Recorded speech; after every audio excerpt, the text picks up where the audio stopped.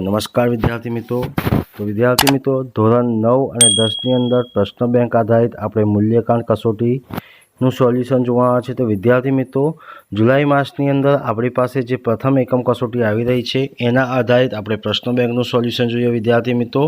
તો સૌથી પહેલાં વિદ્યાર્થી મિત્રો, આપણી પાસે છે ધોરણ 10 વિષય વિજ્ઞાન, જે જુલાઈ માસનું પ્રશ્ન બેંકનું સોલ્યુશન જોવાના છે વિદ્યાર્થી મિત્રો. તો વિદ્યાર્થી મિત્રો, આ પ્રમાણે તમારે પ્રશ્ન બેંક આવશે, જે તમારી પાસે પહેલું જ છે પ્રશ્નો 1A.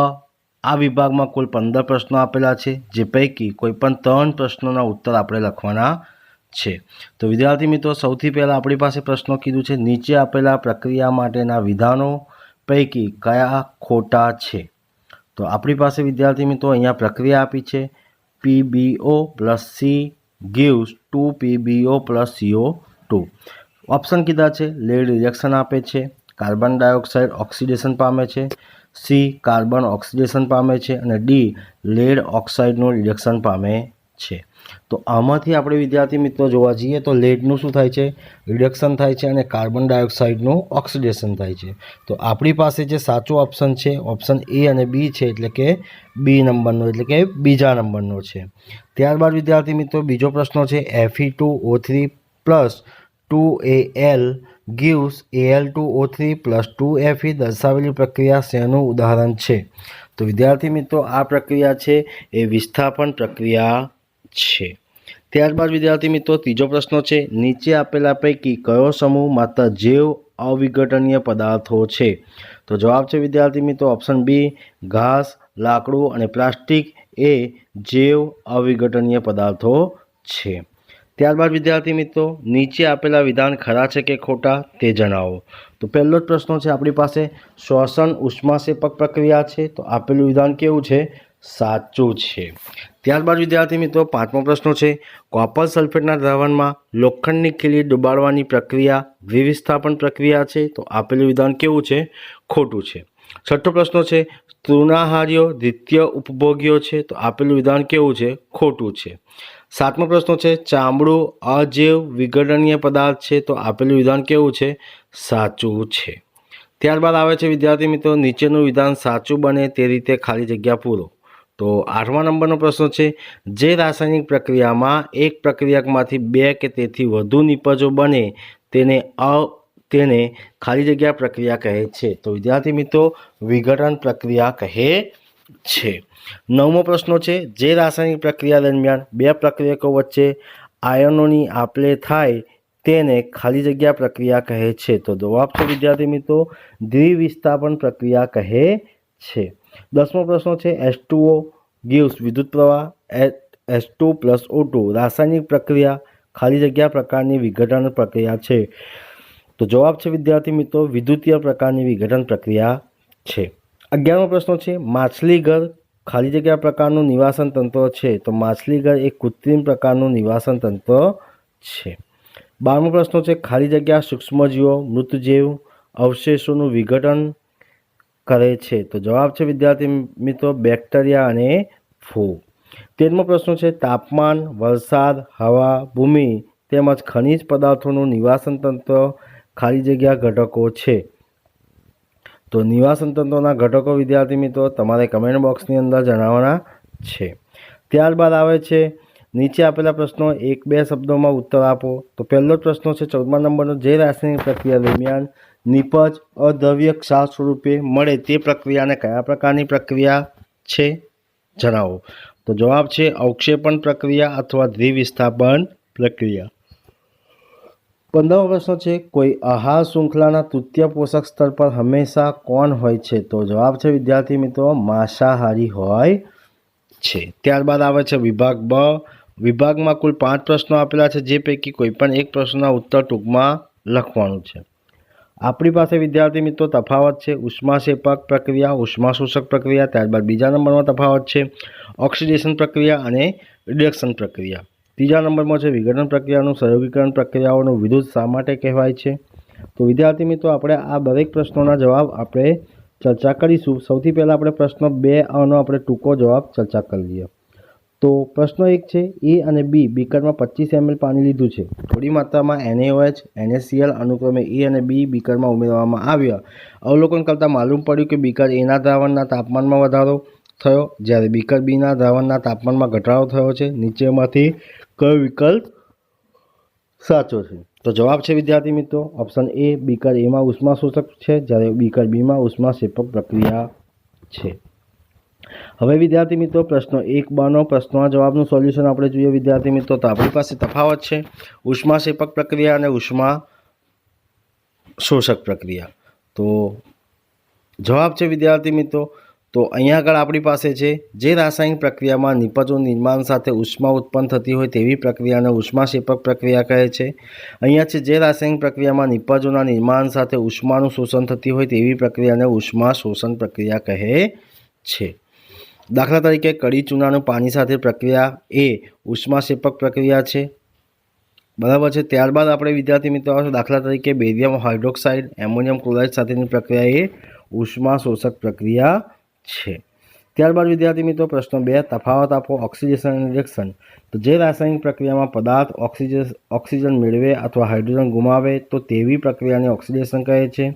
બીજો છે રિએક્શનમાં જે રાસાયણિક પ્રક્રિયામાં પદાર્થ હાઇડ્રોજન મેળવે તથા ઓક્સિજન ગુમાવે તો તેવી પ્રક્રિયાને રિડક્શન પ્રક્રિયા કહે છે. અહીંયા વિદ્યાર્થી મિત્રો ઓક્સિડેશન પ્રક્રિયામાં ઉદાહરણ આપ્યું છે carbon plus oxygen gives CO2, Cu plus O2 gives CuO. અહીંયા બીજું છે CuO plus H2 gives Cu plus H2O, CO2 plus H2 gives CO plus H2O છે. ત્રીજો પ્રશ્ન છે વિઘટન પ્રક્રિયાઓનું સંયોગીકરણ પ્રક્રિયાઓને વિરુદ્ધ પ્રક્રિયા શા માટે કહેવાય છે? આ પ્રક્રિયા માટેના સમીકરણ દર્શાવો. તો વિઘટન પ્રક્રિયાઓમાં એકલ અણુને ઉર્જા આપતા બે કે વધુ પરમાણુઓનું વિયોજન પામે છે, જ્યારે સંયોગીકરણ પ્રક્રિયામાં વિઘટન પ્રક્રિયા કરતાં વિરુદ્ધ જોવા મળે છે. સંયોગીકરણ પ્રક્રિયામાં બે કે વધુ પરમાણુઓ ભેગા થઈને એકલ અણુ બને છે એને ઉર્જા મુક્ત થાય છે. વિઘટન પ્રક્રિયા છે AB પ્લસ ઉર્જા gives A પ્લસ B. તો પ્રક્રિયા છે AgCl સૂર્યપ્રકાશની હાજરીમાં પ્રક્રિયા થાય છે તો Ag પ્લસ Cl2 મળે છે. સંયોગીકરણ પ્રક્રિયાની અંદર વાત કરીએ તો A plus B gives AB plus ઉર્જા, તો C plus O2 gives CO2 plus ઉર્જા આપણને મળે છે. ત્યારબાદ આપણી પાસે આવે છે તફાવત આપો ઉત્પાદક અને ઉપભોગ્યો. તો ઉત્પાદકની અંદર વાત કરીએ તો આ સજીવ સ્વયંપોષી છે. ઉપભોગ્યોની વાત કરીએ તો આ સજીવ વિષમપોષી છે. બીજો પ્રશ્ન છે તેઓ સૌર ઉર્જાનું રાસાયણિક ઉર્જામાં રૂપાંતર કરી પોતાના અન્ય સજીવો માટે ખોરાક તૈયાર કરે છે. બીજું છે તેઓ અન્ય સજીવો કે તેમની નિપજોનું ખોરાક તરીકે ઉપયોગ કરે છે. ત્રીજો છે ઉત્પાદકો નિવાસન તંત્રમાં લીલી વનસ્પતિઓ અને જલજ નિવાસન તંત્રમાં વિવિધ પ્રકારની લીલ ઉત્પાદકો સજીવો છે, જ્યારે ઉપભોગ્યોની અંદર નિવાસન તંત્રમાં પ્રાણીઓ અને ઉપભોગ્યો સજીવ છે. ઉત્પાદક સજીવો વિશિષ્ટ કક્ષામાં વિભાજિત નથી, જ્યારે ઉપભોગ્યો સજીવો તૃણાહારી અને માંસાહારી સર્વહારી અને પરોપજીવી કક્ષામાં વિભાજિત કરી શકાય છે. ત્યારબાદ વિદ્યાર્થી મિત્રો આવે છે પાંચમો પ્રશ્ન, શા માટે કેટલાક પદાર્થ જૈવ અવિઘટનીય હોય છે અને કેટલાક પદાર્થ જૈવ અવિઘટનીય હોય છે? તો જવાબ છે વિદ્યાર્થી મિત્રો કેટલાક પદાર્થ જેવા કે કાગળ, શાકભાજી, છાલ વગેરે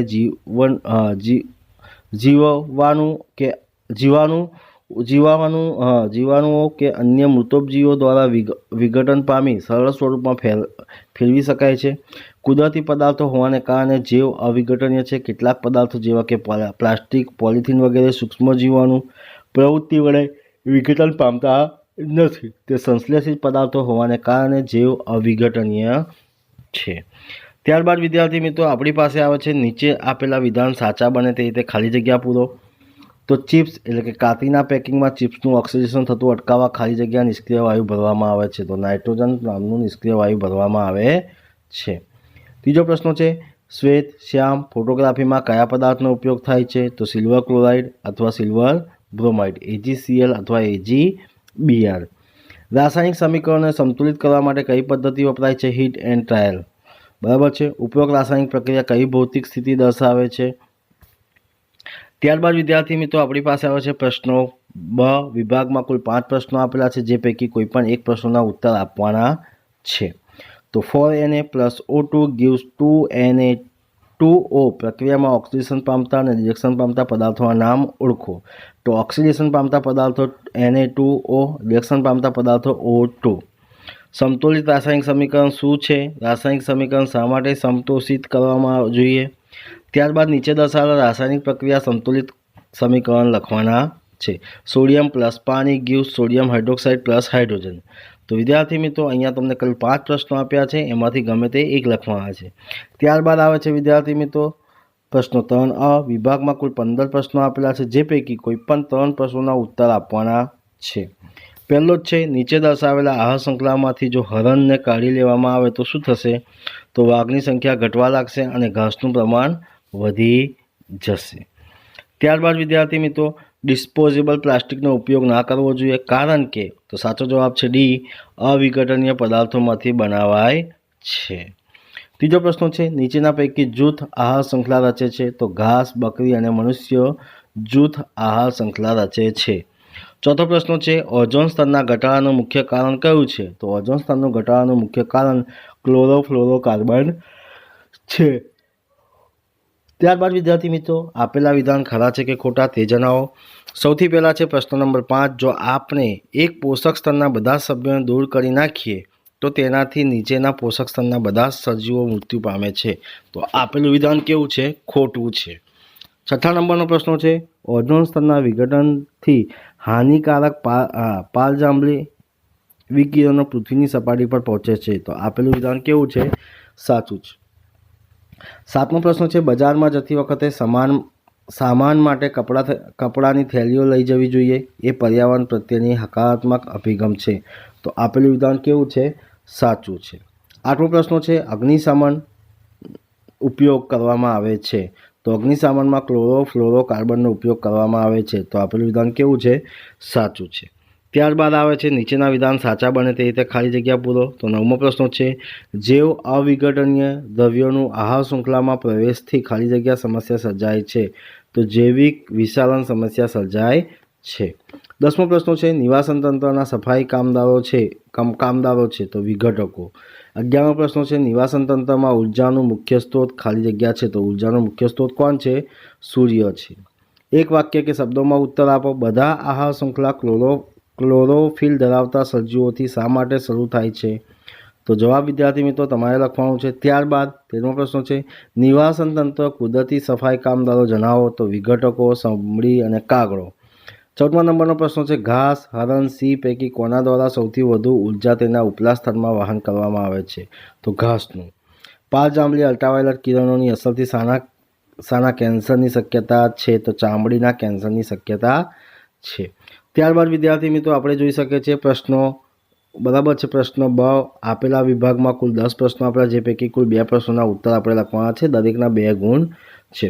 તો વિદ્યાર્થી મિત્રો તમને કુલ 10 પ્રશ્નો અહીંયા આગળ સ્ક્રીન ઉપર આપેલા છે, એમાંથી ફક્ત તમારે 2 લખવાના છે. ત્યારબાદ પ્રશ્નો ક, કુલ 5 પ્રશ્નો આપેલા છે, જે પૈકી કોઈ પણ 1 પ્રશ્નોના ઉત્તર આપવાના છે. ત્યારબાદ વિદ્યાર્થી મિત્રો આપણી પાસે આવે છે પ્રશ્નો 4.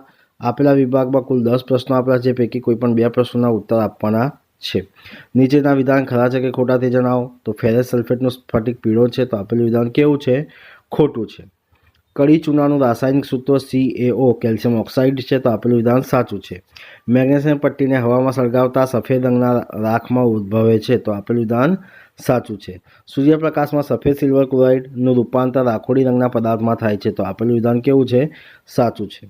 Zn અને Cuમાં Cu વધુ સક્રિય ધાતુ છે. તો આપેલું વિધાન ખોટું છે. ત્યારબાદ છઠ્ઠો પ્રશ્ન છે, ZnO plus C plus Zn plus COમાં ZnOનું રિએક્શન થાય છે. તો આપેલું વિધાન કેવું છે? સાચું છે. 7મો પ્રશ્ન છે, PbO plus C plus 2PbO plus CO2 પ્રક્રિયામાં કાર્બનનું રિએક્શન થાય છે. તો આપેલું વિધાન કેવું છે? ખોટું છે. 8મો પ્રશ્ન છે, જ્યારે તેલ અથવા ચરબીનું રિએક્શન થાય છે ત્યારે તે ખોરું થાય છે. તો આપેલું વિધાન કેવું છે? ખોટું છે. ત્યારબાદ વિદ્યાર્થી મિત્રો એક વાક્યમાં આપણે ઉત્તર આપવાના છે. તો વિદ્યાર્થી મિત્રો 9મો અને 10મો પ્રશ્નનો જવાબ તમારે લખવાનો છે. ત્યારબાદ વિદ્યાર્થી મિત્રો પ્રશ્ન બ, કુલ 5 પ્રશ્નો આપેલા છે, કોઈ પણ પ્રશ્ન 1નો ઉત્તર આપણે લખવાના છે. બરાબર છે. ઘરની દિવાલ દોરવા માટે શું વપરાય છે? તે પદાર્થ કેવા હોય છે? તે સમીકરણ લખવાનું છે વિદ્યાર્થી મિત્રો. તો તમને બધી જ રીતે ઘરની દિવાલ દોરવા માટે કયા પ્રકારનો પદાર્થ વપરાય છે? કે કડી ચૂનો તેનું સમીકરણ આપણે લખવાનું છે. દ્વિવિસ્થાપન પ્રક્રિયા કોને કહેવામાં આવે છે? જ્યારે કોપર સલ્ફેટના દ્રાવણમાં આયનની ખીલી ડુબાડવામાં આવે ત્યારે કોપર સલ્ફેટના દ્રાવણનો રંગ શા માટે બદલાય છે? ચોથો પ્રશ્ન છે સમજાવો ક્ષારણ અને ખોરાપણું. આ બધા જ પ્રશ્નોના જવાબ તમારે વિદ્યાર્થી મિત્રો તમને લખવાનો હોય છે. ત્યારબાદ પદાર્થ એક્સનું દ્રાવણ દોડવા માટે વપરાય છે તો કેલ્શિયમ ઓક્સાઇડ છે. પદાર્થ એક્સનું રાસાયણિક સૂત્ર તો CaO. પદાર્થ એક્સના પાણી સાથે રાસાયણિક પ્રક્રિયાનું સમીકરણ તો CaO plus H2O gives CaOH twice plus ઉષ્મા આપણને મળે છે. તો અહીં આગળ વિદ્યાર્થી મિત્રો તમને દરેક પ્રશ્નોના જવાબનું સોલ્યુશન તમને આપવામાં આવ્યું છે. તો વિદ્યાર્થી મિત્રો હવે આપણે જોઈશું પ્રશ્ન 4 સોલ્યુશન, જે તમારી સ્ક્રીન ઉપર તમને જોવા મળે છે.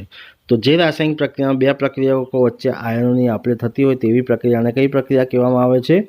દ્વિવિસ્થાપન પ્રક્રિયા કહેવામાં આવે છે. ઉદાહરણ તરીકે Na2SO4 plus BaCl2 gives BaSO4 plus 2NaCl. બીજું ઉદાહરણ છે KBr બરાબર potassium bromide plus BaL2 plus gives BaBr2 plus 2Ki. બીજો પ્રશ્ન છે ઘરની દિવાલ દોડવા માટે ચૂનાનું નીતર્યું પાણી CaOH twice વપરાય છે, જેની પ્રક્રિયાથી બને છે CaO plus H2O gives CaOH twice. ચૂનાના નીતર્યા પાણી ઘરની દિવાલ ઉપર દોડવામાં આવે છે ત્યારે હવામાં CO2 સાથેની તેમની ધીમી પ્રક્રિયા થવાથી દિવાલ પર CaCO3નું પાતળું સ્તર પડ બને છે. આમ દિવાલને દોડ્યા બાદ 2 થી 3 દિવસમાં તેની ઉપર સફેદ CaCO3નું નિર્માણ થાય છે, જેથી દિવાલો પર ચમક આવે છે. પ્રક્રિયા છે CaOH twice plus CO2 gives CaCO3 plus H2O. ત્રીજો પ્રશ્ન છે આયનની ખીલીને કોપર સલ્ફેટના દ્રાવણમાં ડુબાડતા કોપર કરતાં આયન વધુ ક્રિયાશીલ હોવાથી તે કોપરનું વિસ્થાપન કરે છે. પરિણામે આયન સલ્ફેટ બને છે, જે લીલા રંગના હોવાથી દ્રાવણનો રંગ બદલાય છે. તો રાસાયણિક પ્રક્રિયા છે CuSO4 plus Fe gives FeSO4 plus Cu મળે છે. ત્યારબાદ ચોથો પ્રશ્ન છે એસિડ ભેજની હાજરીમાં ધાતુ કાટ લાગે છે. આ કાટ લાગવાની ક્રિયાને ક્ષારણ કહે છે. દાખલા તરીકે લોખંડને કાટ લાગે છે, ચાંદી પર લાગતું કાળા રંગનું સ્તર, તાંબા, પિત્તળ અને વાસણ પર લીલા રંગના ક્ષાર બાજે છે વગેરે ક્ષારણના ઉદાહરણ છે. ક્ષારણના કારણે લોખંડના ઉપરના સ્તર પર લાલાશ પડતા કથ્થાઈ રંગના પાવડર જમા થાય છે, જેને લોખંડની કાટવું અથવા ક્ષારણ કહે છે. ટૂંકમાં જ્યારે ધાતુ પર તેની આસપાસ પદાર્થો જેવા કે ભેજ, એસિડ વગેરે હુમલો થાય ત્યારે તેનું ક્ષરણ થાય છે. આ પ્રક્રિયાને ક્ષારણ કહે છે. તો ત્યારબાદ ક્ષારણના લીધે લોખંડમાં બનતી વસ્તુઓ જેવા કે કારના ભાગો, પુલ, લોખંડ, રેલિંગ, જહાજો વગેરે નુકસાન થાય છે. આથી કાર્તિક લોખંડના બદલવા વધુ ખર્ચ થાય છે. ત્યારબાદ વિદ્યાર્થી મિત્રો આપણી પાસે આવે છે ક્ષારણ બાદ આપણી પાસે શું આવે છે વિદ્યાર્થી મિત્રો? તો ઓક્સિડેશન છે. અહીં આગળ ખોરાપણું કહેવામાં આવે છે. એનું પણ તમને અહીં આગળ વિદ્યાર્થી મિત્રો સોલ્યુશન આપેલું છે. તો વિદ્યાર્થી મિત્રો આ સોલ્યુશન તમે સ્ક્રીનશોટ લઈને પણ લખી શકો છો. તો વિદ્યાર્થી મિત્રો આ વિડીયો તમને ગમ્યો હોય તો લાઇક કરજો, શેર કરજો અને કમેન્ટ કરજો. અને જો ચેનલને સબસ્ક્રાઈબ ના કરી હોય તો સબસ્ક્રાઈબ